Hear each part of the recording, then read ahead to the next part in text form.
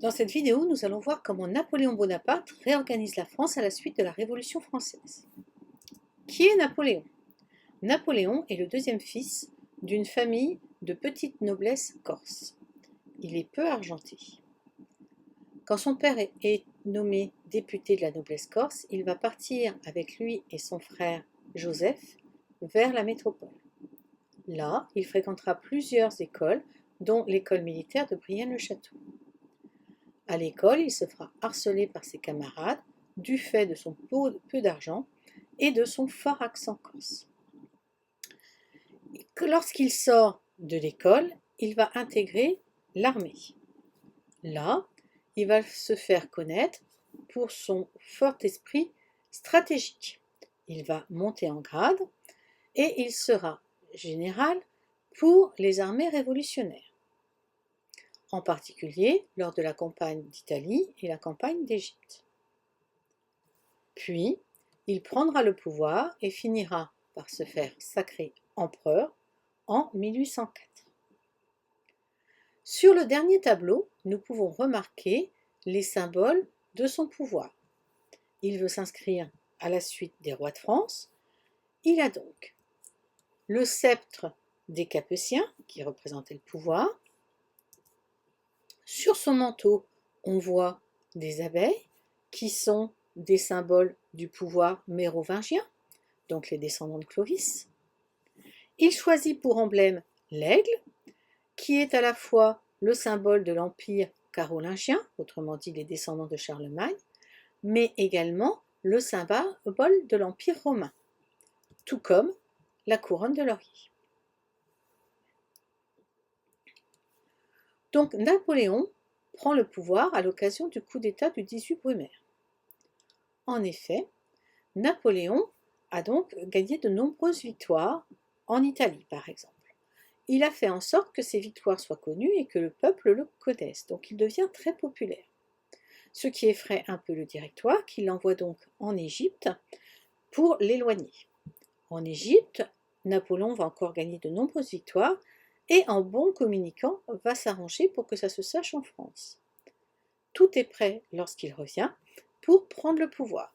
C'est ce qu'il fait en envahissant avec l'armée le Conseil des 500, l'équivalent de l'Assemblée nationale aujourd'hui, et donc il prend le pouvoir. Il renverse le Directoire qui était dirigé par 5 directeurs pour créer une nouvelle constitution pour le consulat.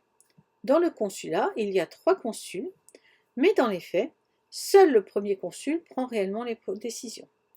C'est ce que nous pouvons voir dans les articles de cette constitution.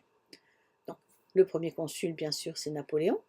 C'est lui qui promulgue les lois, donc il a le pouvoir exécutif. Mais il nomme et révoque aussi à volonté les membres du Conseil d'État et les ministres, autrement dit ceux qui proposent les lois, le pouvoir législatif. Il nomme aussi les ambassadeurs et les autres agents extérieurs en chef, autrement dit c'est lui qui a la main sur la politique extérieure du pays.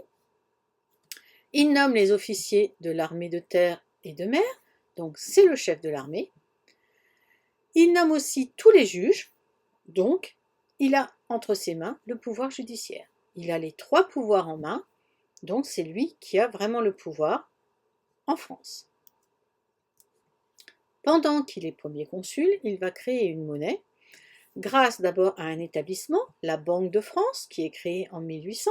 Donc la Banque de France, c'est la banque des banques. Cette banque va garantir la valeur du franc germinal qui est créé en 1803. Cette monnaie va être très équilibrée, la valeur va être très en équilibre par rapport aux autres monnaies européennes, et sa valeur sera inchangée jusqu'en 1914, autrement dit le début de la Première Guerre mondiale. Il crée également le rôle de préfet. Donc la fonction de préfet, c'est l'équivalent dans l'Empire carolingien de la fonction de missi dominici. Le préfet est le représentant de l'État dans les départements français. C'est lui qui veille à l'application des décisions du premier consul. Une nouvelle fois, le choix du mot préfet renvoie à l'Empire romain, dont Napoléon s'inspire énormément. Ayant tous les pouvoirs, il décide, en 1804, de se faire sacrer empereur. Alors, le sacre a lieu en présence du pape, mais ce n'est pas le pape qui sacre Napoléon. Napoléon se sacre lui-même. En cela, il diffère des rois de France, puisque son pouvoir ne vient pas de l'Église, mais on peut dire que son pouvoir vient de lui-même. De la même façon, c'est lui qui va sacrer sa femme Joséphine.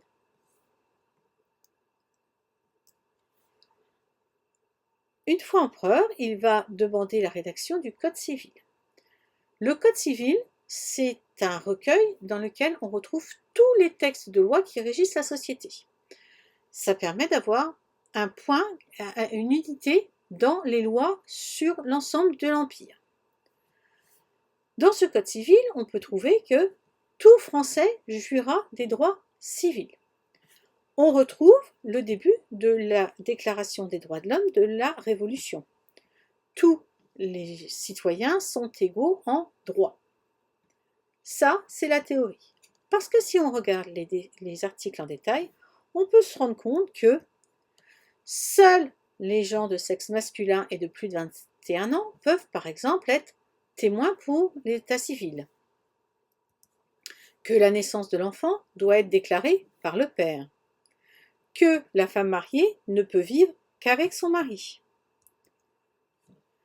Que tout ce qui concerne les enfants doit se faire avec le consentement du père. S'il y a distension entre le père et la mère, c'est le père qui prendra la décision finale.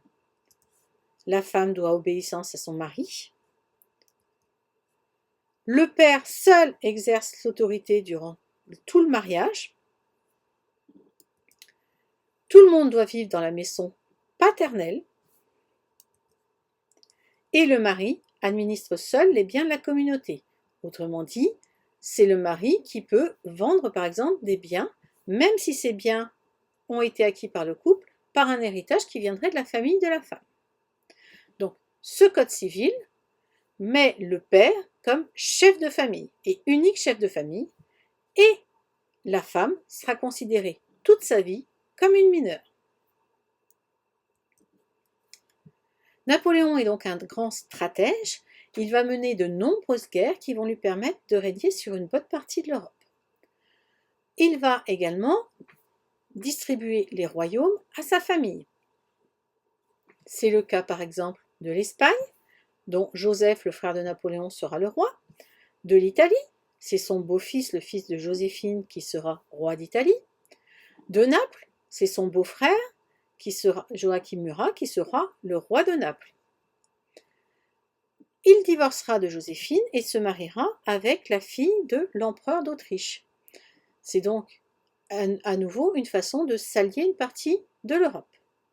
Mais certains pays, comme la Grande-Bretagne et la Russie, vont se réunir pour combattre Napoléon. Pendant très longtemps, Napoléon va avoir de nombreuses victoires, comme à Iéna, Austerlitz, Wagram. Puis vont se suivre deux grosses défaites qui feront que Napoléon sera obligé de quitter le pouvoir. Waterloo et la Bérésina. À l'apogée du règne de Napoléon, la France compte 130 départements. Les départements que nous connaissons, mais également des départements en Espagne, en Suisse, en Allemagne, au Luxembourg, en Belgique, aux Pays-Bas, en Italie. Donc 130 départements. Lorsqu'il était premier consul, Napoléon vote une loi pour rétablir l'esclavage. L'esclavage avait été aboli par la Révolution française. Napoléon décide de le rétablir.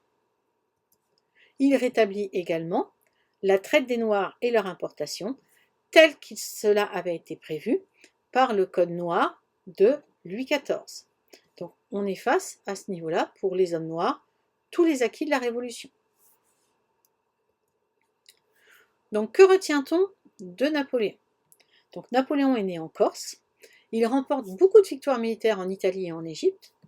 Ça lui permet de s'emparer du pouvoir par le coup d'État du 9 novembre 1799, qu'on retient dans les livres d'histoire comme coup d'État du 18 Brumaire, à cause du calendrier révolutionnaire. Dans ce nouveau régime, qu'on appelle le consulat, le pouvoir exécutif est confié à 3 consuls. Mais en réalité, seul le premier consul, Napoléon Bonaparte, prend toutes les décisions. En janvier 1800, Napoléon Bonaparte crée la Banque de France pour faire frapper une nouvelle monnaie très stable, le franc or, qu'on appelle aussi le franc germinal. Napoléon Bonaparte rétablit la paix à l'intérieur de la France. Oui, suite à la Révolution, il y avait plein de petites révoltes, certains n'étant pas d'accord avec la politique de la Révolution. Donc là, il fait en sorte que tout soit apaisé et qu'en France, il n'y ait plus de guerre civile. Il réorganise l'administration de la France en créant dans chaque département un préfet qui va exécuter ses ordres. Le 20 mai 1802, il rétablit l'esclavage, qui avait été aboli par la Révolution française. À noter qu'à la fin de son règne, il fera abolir la traite des Noirs, c'est-à-dire que l'esclavage sera toujours autorisé, mais pas le commerce d'êtres humains. Le 2 décembre 1804, il se fait sacrer empereur sous le nom de Napoléon Ier. Le droit est simplifié, unifié, modernisé. Tout le monde doit pouvoir consulter facilement les textes de loi auxquels tout le monde est assujetti. Donc, pour cela, on crée le Code civil en 1804. Ce recueil sera repris dans énormément de pays. Il servira d'exemple dans beaucoup de pays pour créer un Code civil. Même si le recueil affirme que tous les Français profiteront des droits civils, les femmes y sont traitées comme des mineurs. Donc ce sont bien les Français avec un petit f et non pas tous les Français et Françaises qui profitent des droits civils. Napoléon dispose également d'une grosse armée du fait de l'armée de la Révolution et aussi il crée le service militaire, ce qui lui permet d'avoir une grosse armée et d'accumuler les victoires, comme par exemple Austerlitz, Wagram, des noms qu'on retrouve dans les rues de Paris. Et il devient le maître de l'Europe. Il distribue des royaumes à sa famille, on a vu, Joseph en Espagne, son beau-fils en Italie. En 1811, l'Empire est à son apogée, c'est là qu'il est le plus grand, et il compte alors 130 départements. En 1812, Napoléon veut conquérir la Russie, au moins une partie, et donc il s'engage dans la campagne de Russie. Mais l'armée française doit battre en retraite face à l'hiver russe. Elle va perdre son artillerie, autrement dit ses armes, et plusieurs centaines de milliers d'hommes. Sans compter que les Russes et la coalition anglaise vont poursuivre Napoléon.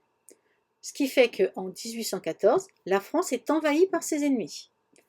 Napoléon est donc obligé d'abdiquer, d'abandonner le pouvoir. On l'exile sur l'île d'Elbe, en Méditerranée, près de la Corse, là où il est né. Du coup, en mars 1815, il réussit à s'échapper et il rentre en France. Il reprend le pouvoir. Cette période, on l'a appelée la période des 100 jours. Il est battu à Waterloo, en Belgique, et il est obligé d'abandonner le pouvoir une seconde fois. Et afin qu'il ne puisse pas revenir, les Anglais vont l'envoyer en exil sur l'île de Sainte-Hélène, qui est une petite île au milieu de l'océan Atlantique. Là, il mourra en mai 1821. En bilan des guerres napoléoniennes, on peut dire que ces guerres ont tué plus d'1 million de soldats français et 2 500 000 morts à travers l'Europe. Donc, on retient de Napoléon des choses bénéfiques pour la France, comme la monnaie, le franc germinal, la création de la Banque de France. Il a créé aussi les préfets, les lycées. Mais on retient aussi de lui des choses plus négatives, comme le fait que les femmes aient été considérées mineures toute leur vie, et c'est un état de fait qui va durer très très très longtemps dans le droit français, et aussi le nombre de morts effarants causés par son envie de conquête et de pouvoir sur l'ensemble de l'Europe.